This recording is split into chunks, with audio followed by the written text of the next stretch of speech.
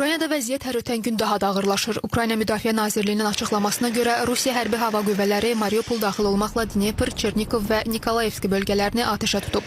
Son 12 gündə Mariupolda həlak olanların sayı 1582 nəfərə çatıb. Kiyev bölgəsində isə atılan mərmilər zamanı yaşayış evi və ticarət mərkəzi məhv olub. Ukraynanın hərbi hava qüvvələrinin komandanlığı ötən gün ərzində Rusiyaya məxsus bir Su-34 təyyarəsi, 4 helikopter və 1 PUA-sının məhv edildiyini açıqlayıb. Həmçinin Rusiyanın 31 taktik tabur dəstəsi də zərərsizləşdirilib. Rusiya Müdafiə Nazirliyinin gündəlik təqdim edilən hesabatında isə Ukraynaya aid 3 dron, 3 zenit raket kompleksi və bir neçə dayaq məntəqəsinin məhv edildiyi bildirilib.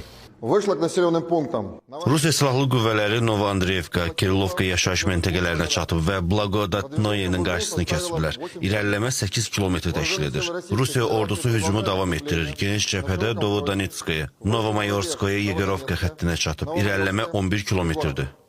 Ukrayna prezidenti Volodimir Zelenski isə növbəti dəfə xalqa müraciətində atəşkəsə baxmayaraq Rusiya hərbiçilərinin yaşayış massivlərini atəşə tutduqlarını, humanitar dəhlizlərin fəaliyyətində problem yaşandığını bildirib. Rusiya ordusu humanitar dəhlizlərin çoxunun fəaliyyətini pozub. Energodardan, Buçadan, Qastomeldən, Kazaroviçidən 7144 nəfəri xilas etmişik. Ukrayna şəhərlərinə humanitar yüklər çatdırmaq üçün əlimizdən gələni edəcəyik. Ürək ağrısı ilə bildirməliyəm ki, Mariupol hələ də düşmənin mühasirəsindədir.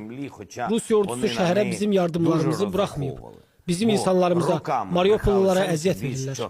Amerika Birləşmiş Ştatlarının prezidenti Joseph Biden Avropadakı müttəfiqlərinə növbəti dəfə dəstək verib.